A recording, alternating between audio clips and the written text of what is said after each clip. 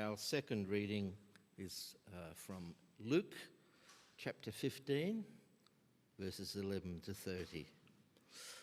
And if you've got one of the church Bibles, it's page 738.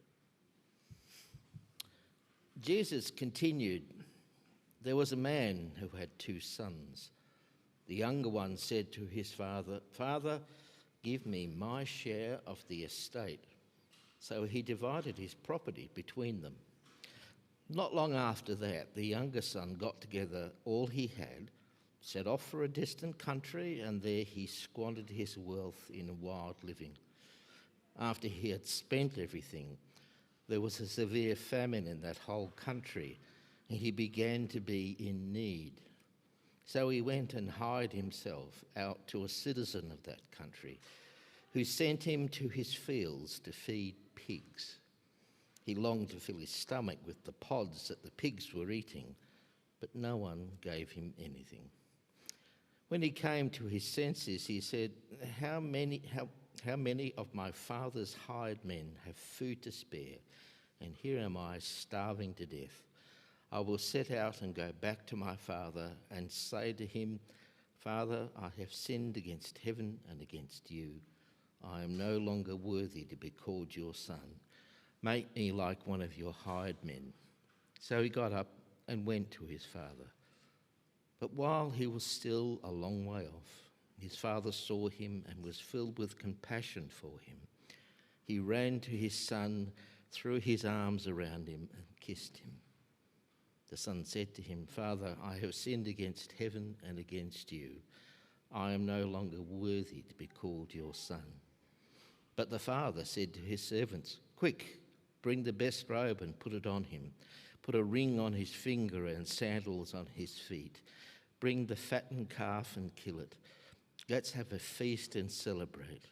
For the son of mine was dead and is alive again, and he was lost and is found." So they began to celebrate. Meanwhile, the older son was in the field. When he came near the house, he heard music and dancing. So he called one of the servants and asked him what was going on. "Your brother has come," he replied, "and your father has killed the fattened calf because he has him back safe and sound." The older brother became angry and refused to go in. So his father went out and pleaded with him. But he answered his father, "Look, all these years I've been slaving for you and never disobeyed your orders. Yet you never gave me even a young goat so I could celebrate with my friends. But when this son of yours, who has squandered your property with prostitutes, comes home, you kill the fattened calf for him." "My son," the father said, "you are always with me, and everything I have is yours. But we had to celebrate and be glad, because this brother of yours was dead and is alive again. He was lost and is found."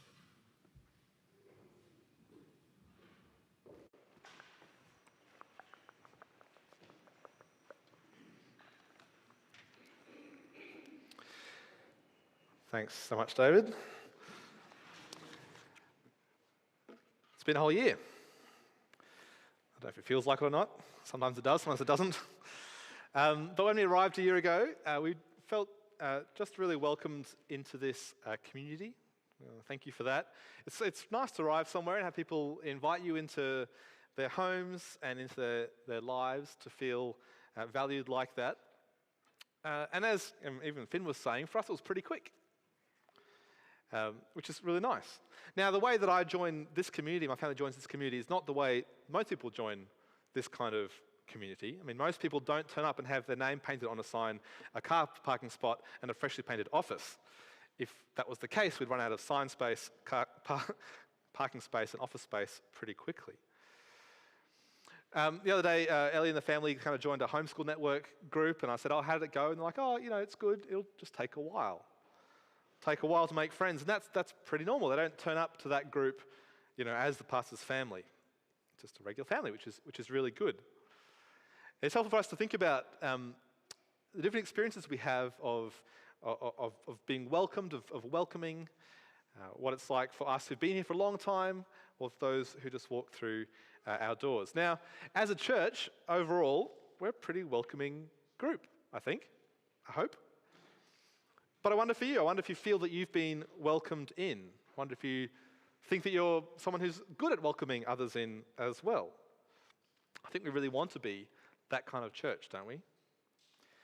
Now, as I said, the revision team has been meeting over the last several weeks now, and as Emma said, we began our time kind of considering the highs and lows of our experience as a church family in our church's history. And those high points were those times when we've just welcomed people in really well, welcomed our community in. People told stories. They told stories of people pouring through our doors during the Winter Magic festivals over the years. They spoke of hundreds of ukulele players packing out a service here. Who was part of that at that time? I heard that was a one-of-a-kind experience to be part of. We heard about the years and years of the kids' arts programs that happened here in holidays and the reputation it still has in our town among kids and older kids now and families. Those who were here at the time just spoke glowingly of those doors at the back of the front of the church being put in, and how good it was to have them finally. Transforming what was a gloomy and hard to access kind of church to this light, open, welcoming place. I was in here yesterday for a bit. There was a couple walked through, and they kind of walked in the church, looked around a bit, and they pointed to the doors and said, "We need some of these." I assume they're talking about their own church, not their own house, but they're like, "Oh, what they've got here is a great thing, opening out onto the main street." Now, these doors didn't just happen, did they? They were the product of vision. Vision can sound spooky or corporate or whatever, but it's just seeing something. People saw the opportunity. People saw something that wasn't there yet and made it a reality. Ray and others who were involved saw this opportunity and could have kept going business as usual, but went above and beyond to make it happen. And that's a number of you were part of that as well. Your generosity and your work helped make that happen. So thank you for that. Now, if you come lately like me, can't take them for granted, but I'm just so thankful, even for that small, well, it's not a small thing, this thing that's become a symbol of our welcome to our town. So much so, we decided as we were talking about it to put them in the logo. These are our open doors, welcoming people in to you can see, Christ-centered community. Now, as I said, the revision team kind of shared these stories, these highs and these lows from the past. And as we shifted to think about the future, we realized, well, we want to keep doing this. We want to do this more and more. The real theme of welcome kind of stuck around in that process. Wherever we've come from as a church, we want to keep growing in this. We see that we've got a way to go. There's all kinds of ways that there are gaps in our abilities and even desires to welcome people in at time from time to time. We don't always feel confident to do it. We don't quite know what the plan or the process is at times. We can feel insecure in doing that.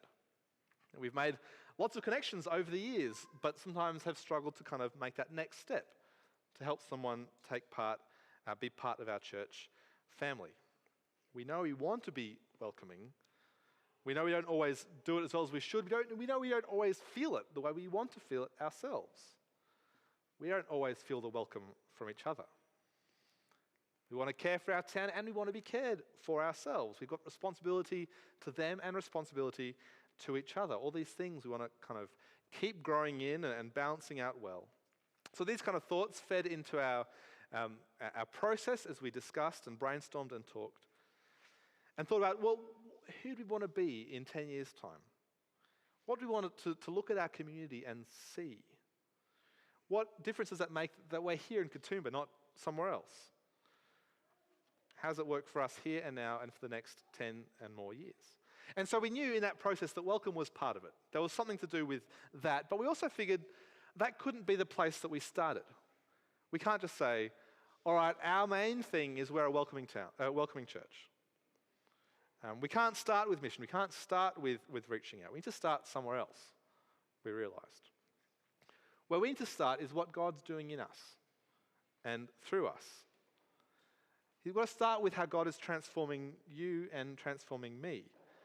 And I think it's only from that. If we don't have that, then there's no point in starting thinking about welcoming our town. We've got to start there. We need to start, with what God's doing in us. We don't start with our welcome to people. We start with God's welcome to us. We don't start with our welcome to the world. We start with God's welcome to us. And I'll read the first little bit of that vision statement. You'll have it on a bit of paper. It'll be on the screen as well. This is what we're trying to capture. We wrote, "We want to be a church so confident, secure and satisfied in the welcoming arms of Jesus that we can't help but open our doors and hearts to everyone in our town."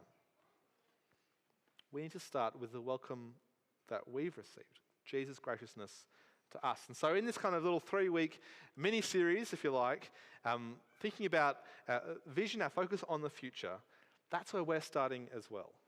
God's welcome to us. As I thought about welcome and the scriptures, this image immediately came to mind as we were talking about it. This image of that we had, that David read, of the father running out to greet his son, embracing his stupid, stinky son, and overflowing with extravagant love for him. That's this image, beautiful image in my mind of welcome. I saw also the father begging his older son to come in and join the party. We see here this welcome, this invitation that Jesus holds out to his people, to us. And so let's soak ourselves a bit again in this story as we think about who we want to be. But before we get that, what's God done for us? Let's see this welcome that we receive, this welcome we're invited to live in. This welcome that empowers our own welcome. So it's a story of a man and his 2 sons, a parable, a story Jesus told, a classic one, classic kids' church story. One of 3 parables in a row. The lost, do you remember what they are? The lost coin, the lost sheep, and this one, the lost son. Well done. And why was Jesus telling these stories together? Well, Luke 15, a bit earlier on, verse 1, here's the context. Now, all the tax collectors and the sinners were gathering around to hear Jesus, but the Pharisees and teachers of the law muttered, "This man welcomes sinners and eats with them." So the leaders, the religious guys, are grumpy because Jesus is welcoming the sinners. Now, we've seen this as well as we've gone through Matthew, haven't we? But in response to this muttering, this critique, Jesus tells these 3 stories: the lost sheep, the lost coin, the lost son, each showing God's heart for his people. And this last story, the story of the lost son, there's a father, and his younger son says to him, "Give me my share of the estate." And that's a massive insult to say. I mean, you want your share of the estate? The estate is what gets divided up after I die. You're saying you can't wait till then? You'd rather that I was dead so you can have your stuff? That's what you want? That's what's important to you? I mean, if those of you who are fathers, what would you say to that kind of request? Well, here, the father says yes. He divides his estate between his 2 sons. Verse 13, not long after that, as quick as possible, the youngest son got together all he had, set off for a distant country, and there squandered his wealth in wild living. After he'd spent everything, there was a severe famine in that whole country. He began to be in need, so he went and hired himself out to a citizen of that country, who sent him to his fields to feed pigs. He longed to fill his stomach with the pods the pigs were eating, but no one gave him anything. So he takes his inheritance that he wanted before time, runs away, cuts off contact, is as good as dead, right? There's no WhatsApp, no email, no FaceTime. Had enough of the relationship with his father, goes away, far country, wastes the money, which takes some time because there's probably a fair bit of it, ends up stuck. Eventually finds a job feeding pigs, envying the pigs for the food that they get to eat. Now, Jesus tells this story to a bunch of Jews around there who kind of see pigs as pretty grossly unclean. And so they are squirming at this story. This is horrible. What a horrible, low-life son to end up like this. What a disgrace. Verse 17, when he came to his senses, he said, "How many of my father's hired servants have food to spare, and here I am starving to death? I will set out and go back to my father and say to him, 'Father, I have sinned against heaven and against you. I am no longer worthy to be called your son. Make me like one of your hired servants.' So he got up and went to his father." You know, in those moments, you're going to prepare your speech. What am I going to say? I've got to get this right. He's ready for the harsh word, maybe. He wants to come back as a hired servant, which is fair enough. He would actually have a debt to repay his father, not to mention the disgrace he's brought on his family. So he's trudging home, starving, speech going over, "I'm no longer worthy to be called your son." So verse 20, he got up, went to his father, but while he was still a long way off, his father saw him and he crossed his eyes as he peered through the fly screen. At this useless kid trudging home, come crawling back, just wait till I give him peace of my mind. Wait, that was me projecting, sorry. What would you have done? No. Verse 20, but while he was still a long way off, his father saw him and he was filled with compassion for him. He ran to his son, threw his arms around him and kissed him. Filled with compassion, overflowing with just heartfelt desire for this kid, well, man. Runs to him, throws his arms around this pig slop covered son, puts his lips on the dirty, streaked, muddy cheeks of him and kissed him. Of course, the son's got to do his speech, right? "Father, I've sinned against you. I'm not worthy to be called your son." But he's cut off. Verse 22. But the father said to his servants, "Quick, bring the best robe and put it on him. Put a ring on his finger and sandals on his feet. Bring the fattened calf and kill it. Let's have a feast and celebrate. For this son of mine was dead and is alive again. He was lost and is found." And so they began to celebrate. You see, the Pharisees that accused Jesus of, how can you spend time with these dirty, traitorous, sinful people? And Jesus tells the story and says, well, how can I not? How can I not? How can I not love my precious people? Those who come to me, I welcome with open arms, with tears of joy, with a celebration. This is my welcome for people who return to me no matter what. No matter what. And so Jesus' story there in that moment holds out invitation, holds out welcome to everyone, to anyone, to me and to you. I don't know which son you relate to more. Maybe you relate to the younger son here, maybe your younger years or older years, who knows, had similar kind of rebellion.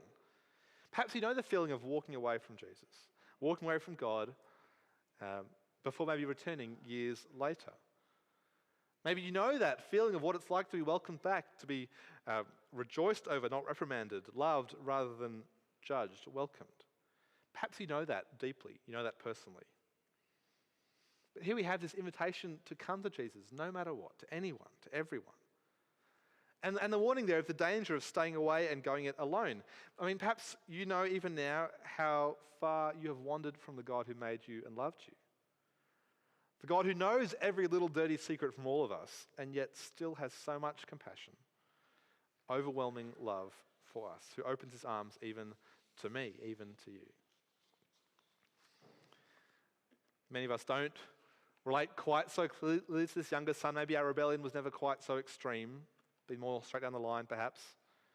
Maybe we look out the doors and see plenty of younger son types in our town, but that's not you, oh no. Jesus doesn't forget us here either. There's invitation and warning for us too, for you too. Meanwhile, the older son was in the field. When he came near to the house, he heard music and dancing, so he called one of the servants and asked him what was going on. "Your brother has come," he replied, "and your father has killed the fattened calf because he has him back safe and sound." The older brother became angry and refused to go in. So his father went out and pleaded with him. But he answered his father, "Look, all these years I've been slaving for you, and have never disobeyed your orders. Yet you never gave me even a young goat so I could celebrate with my friends. But when this son of yours, who has squandered your property with prostitutes, come home, you kill the fattened calf for him. It's not fair. My son, the father said, you're always with me. Everything I have is yours. But we had to celebrate and be glad because this brother of yours was dead and is alive again. He was lost and is found. Now, we can come to this story and see kind of two ways of living. Do the rebellious, wrong thing, run away, the younger son, or stay, be faithful like the older son. Stay close to the right thing, right? But what the story shows us is not kind of the right way, the wrong way. No, it kind of shows us two options, two different ways of being distant and cut off and separated. I mean, the older son has been around the whole time. But in his heart, he may as well have been in a far country too. Listen to his words. I've been slaving for you, never disobeying orders. Enslaving orders? He's missed out on being a son as well. He's forgotten that that's his relationship. The father says, you're always with me. Everything I have is yours. I'm right here. I'm the father, not the slave driver. And your younger brother is, your brother, not just my son, as you call him. He was as good as dead, and now he's alive. He was lost, but is found. And so the father pleads with him, see the good here. Come be part of the family. You be my son too. Don't stay outside. He makes the invitation. Come in, you are close, but your heart is not with us. You may as well be in this far-off country too.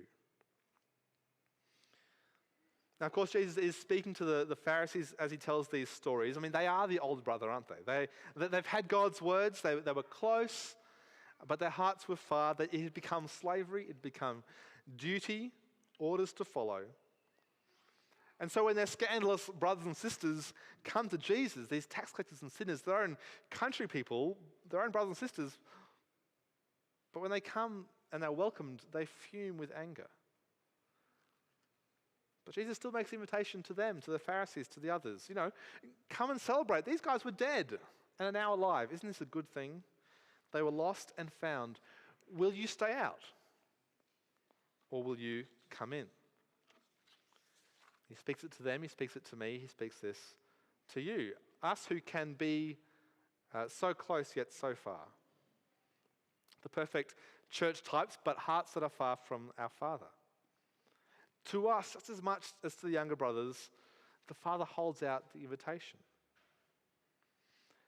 But interesting to think about what kind of invitation this is. It's not like, well, look, here's a gift. If you like it, cool. If not, return it, whatever. It's not like, is a party on? Come if you like, or don't, whatever. You want a hug? Maybe not. It's not that kind of invitation. Look at the heart of the Father here. This heart leads him to undignified, over-the-top, extravagant, gracious love, right? A serious Israelite man in those days, a Pharisee or someone, they would never be caught running through the streets. No, you are dignified, you are slow, you're in control. But this father runs like crazy. A father would be stern with his wayward son, but he lavishes him with kisses. No loan repayment program set up. No, a party is thrown instead. And as the older son comes, he begs, he pleads with his son. Like he could command, get inside now, give your brother a hug and put a smile on him, He doesn't want compliance, he wants his heart. And so Jesus comes and makes this invitation to us as well, not like a take it or leave it, whatever, up to you. No, in this greatest indignity and extravagant show of love, he's the one who comes to the far country to find us. He opens up his arms to us. He lets his arms be nailed to the cross. What an embarrassing display of over-the-top love for sons and daughters that he loves. Even those who've strayed far off and turned their backs on him. For the obviously rebellious and for those who are self-reliant but distant in their heart.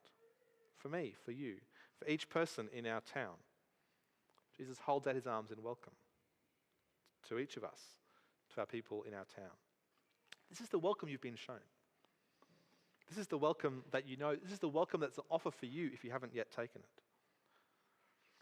And this is the welcome we need to know. And so as we look into the future and think about what we want to be and who we want to be and all that kind of stuff, we want to be people who know this so deeply, who have felt this gracious welcome so profoundly that we can't help but show this to those around us who need it desperately like we do. We get to be part of God's work in welcoming those around us. I mean, this is how he extends his welcome to you. It was through people. How we get to be part of it, extending welcome to our neighbours, to our town. This is my prayer for us. May this be our prayer for each other as well. What do we want to see when we look at our church? I mean, now, next year, 10 years, or whatever. Here's our big picture vision that we've put together to try and capture some of this, as much as we can in these few words. We want to be a church so confident and so secure and so satisfied in the welcoming arms of Jesus that we can't help but open our doors and hearts to everyone in our town. I mean, I think I've got a long way to go on that. I don't think my heart, I can't say it about myself. I can't help it but show this welcome to others. I'd love to be there. And of course, we don't just wait for people to walk in our doors and to be ready to welcome. No, we get our hands dirty in the realities of life. I'll keep reading. Stepping out from our doors, out from our church, out from our homes, we walk with our neighbours through the peaks and the valleys, in the beauty and brokenness of life, knowing that Jesus has walked this path already and is always with us. Our neighbours, that's each other, that's our town. We walk through the real ups and downs of life together. And we can do that confident because of what we see Jesus walking this path for us. How he walked through even death for us. He's walked all the highs and all the lows that we walk through. And he promises, surely I'll be with you always to the very end of the age. He is with us still. What confidence we can have. But of course, we don't just offer comfort and a helping hand and a shoulder to cry on, give people what they want, but we offer what their hearts really need. We offer Jesus. That last paragraph. Our town seeks beauty and rest and hope and community and a fresh start. These are all good things to want. But we, as a light on the hill in the heart of our town, we point to Jesus as the only one who can satisfy these good desires. We invite weary travellers to walk with us, sharing the hope that we found in him. And this shows we don't have it all together, do we? We are weary and heavy laden too, but what does Jesus say? Come to me, all you who are weary and heavy laden, and I will give you rest. What a welcome. What an offer. What a welcome to be defined by and to feel and to know and to be empowered by. I want to close now. I'm going to close by praying these words for us. Probably the first time I'm praying these words, not the last time. Praying these words for us as a church. Would you pray with me?